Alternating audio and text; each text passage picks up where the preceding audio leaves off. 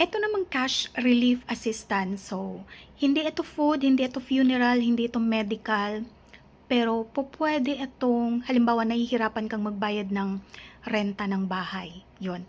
Pwede itong applicable doon, itong cash relief assistance. Pwede kang lumapit sa DSWD para dito.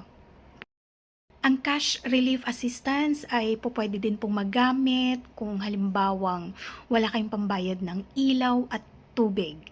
O kaya naman meron kayong kailangang bilhin na school materials or school needs ng inyong mga anak.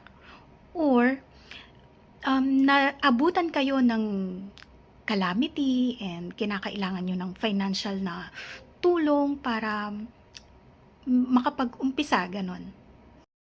So, para dito sa outright cash assistance, sa food, sa medical, sa funeral, and sa cash relief, ang maximum, bawat assistance na nabanggit natin, maximum ay 10,000 pesos.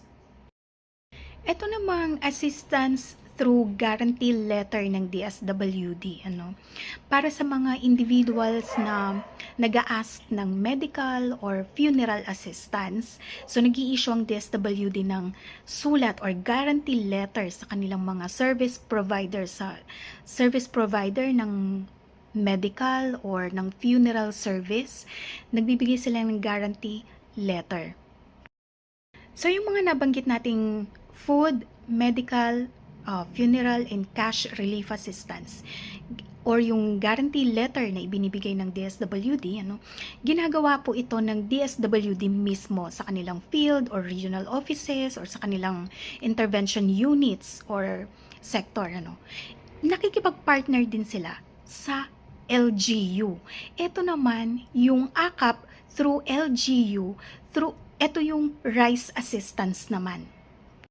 So, itong RICE assistance na manggagaling sa DSWD in partnership with the local government unit, ang halaga nito ay katumbas ng 12.5 kilos ng bigas.